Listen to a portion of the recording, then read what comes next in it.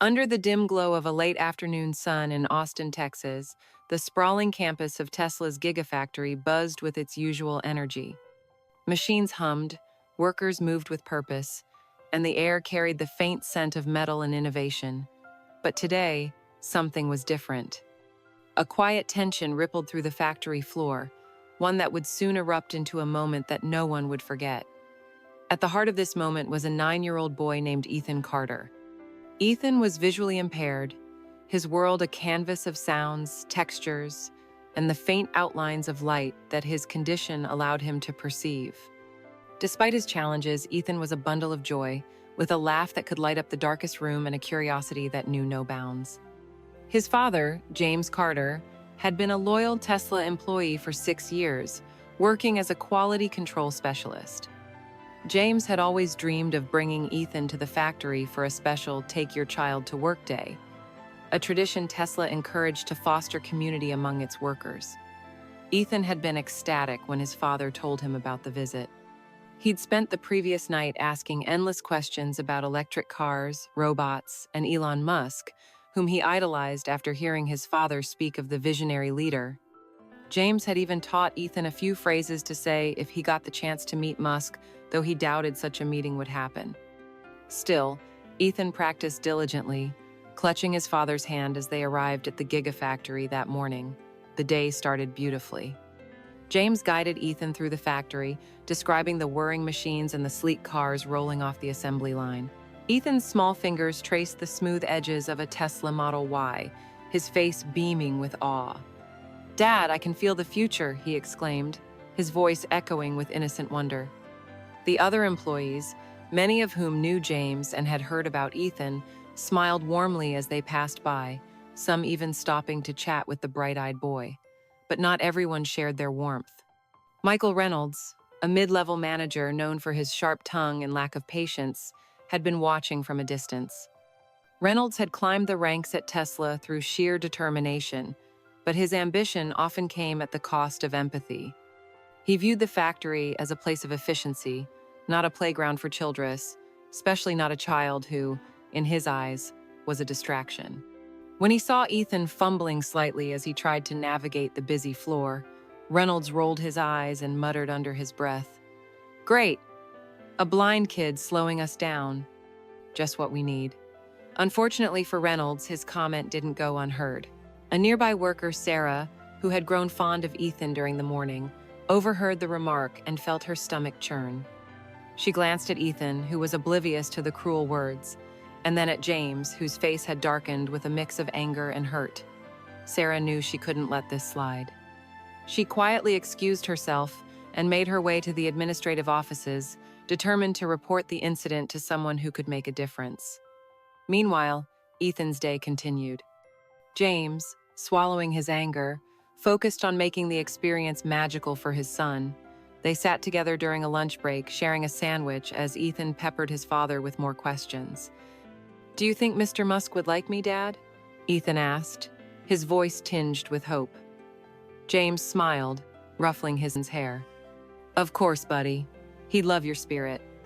What James didn't know was that fate was already working to bring Ethan and Elon Musk together. That same afternoon, Musk had decided to make an unannounced visit to the Gigafactory.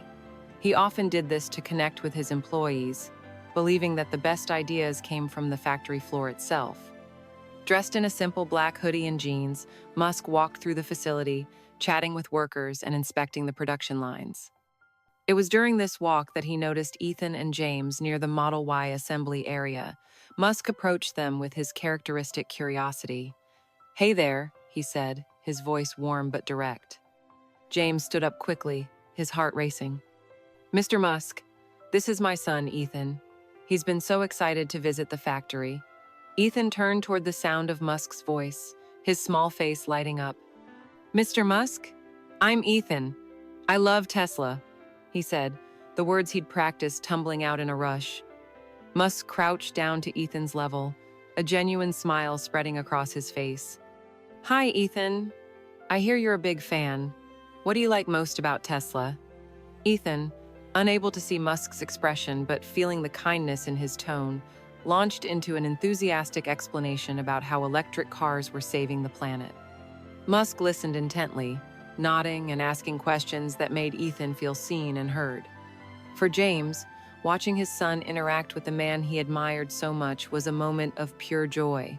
But the moment was interrupted when Sarah, accompanied by a senior HR representative, approached Musk. She looked nervous but determined as she whispered something to him. Musk's expression shifted, his smile fading into a look of quiet intensity. He stood up, excusing himself briefly from Ethan and James, and followed Sarah to a quieter corner of the factory. Sarah recounted what she had overheard Reynolds' cruel comment about Ethan. She explained how it had hurt James, and how it went against everything Tesla stood for as a company. Musk's jaw tightened as he listened. He had always been vocal about his disdain for bullies, a sentiment rooted in his own childhood experiences of being mocked and ostracized. But what struck him most was the thought of Ethan, a child who had come to the factory with nothing but wonder, being the target of such insensitivity. Musk returned to James and Ethan, his demeanor calm but resolute. "James, I need to handle something, but I'd like to spend more time with Ethan after, if that's okay." James nodded, sensing the gravity in Musk's tone. Musk then turned to the HR representative and gave a simple instruction: find Michael Reynolds. Now. Within minutes, Reynolds was brought to a private office where Musk waited. The manager, unaware of the storm brewing, entered with a casual confidence that quickly evaporated when he saw Musk's steely gaze. "Michael," Musk began, his voice low but firm, "did you make a comment about a visually impaired child on the factory floor today?" Reynolds stammered, his face paling. "Two didn't mean anything by it, sir. It was just a joke. I didn't think anyone would hear—" Musk cut him off, his tone sharp.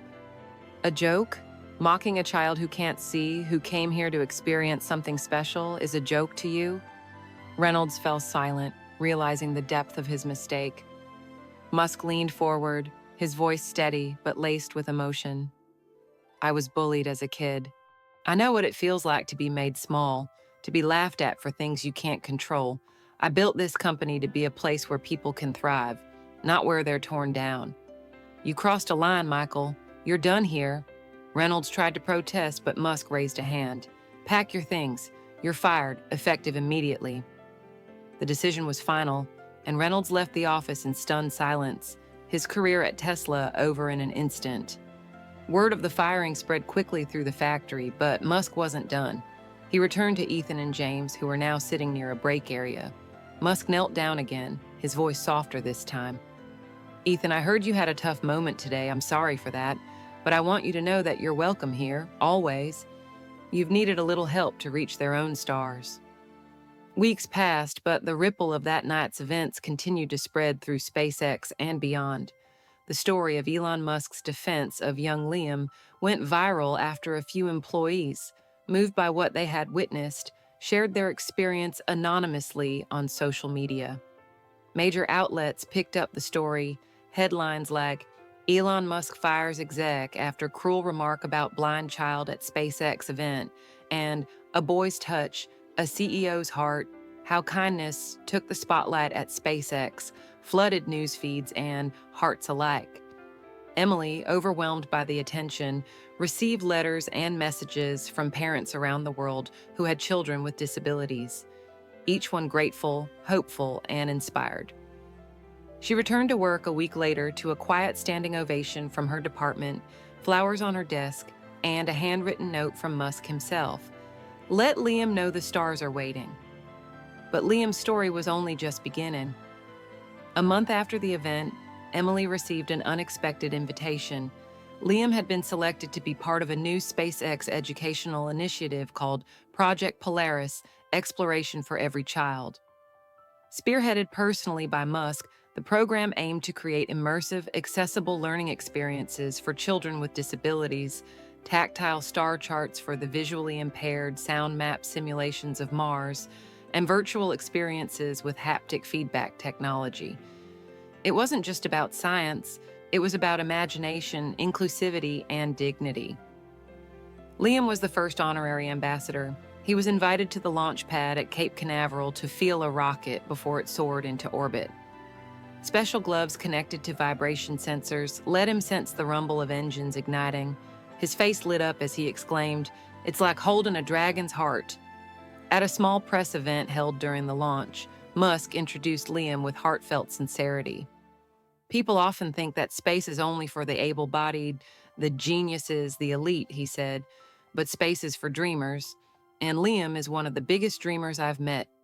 He reminded me that the future isn't just built on tech, it's built on empathy, courage, and imagination. The audience, filled with engineers, scientists, and families, stood in thunderous applause as Liam raised his hand and waved. Though he couldn't see them, he felt them. Back in Los Angeles, changes swept through SpaceX. Musk commissioned a new division of the company focused on accessibility and innovation, tasked with making the facility's software and experiences more inclusive. Mia was promoted to lead a team there, and one of her first initiatives was designing tactile rocket models for children like Liam. As for David Thornton, his name faded from the company walls, but not from the memory of what intolerance could cost. Years later, in a quiet auditorium at Caltech, a teenage boy walked confidently to a podium, a silver cane in one hand and a model starship in the other. Liam Harper, now a student and advocate, had been invited to give a keynote at a conference on imagination and inclusion in future tech. "I once touched a rocket and felt like I was touching a dream," he said. "But it wasn't just the rocket, it was the hands that guided mine, the voices that believed in me, and the stand someone took when I couldn't see who was watching. Kindness," he paused, smiling, "is the propulsion system for the human soul."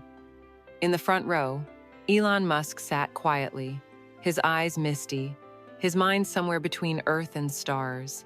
Because in the vast expanse of the universe, the most profound journeys don't always begin with countdowns. They begin with courage.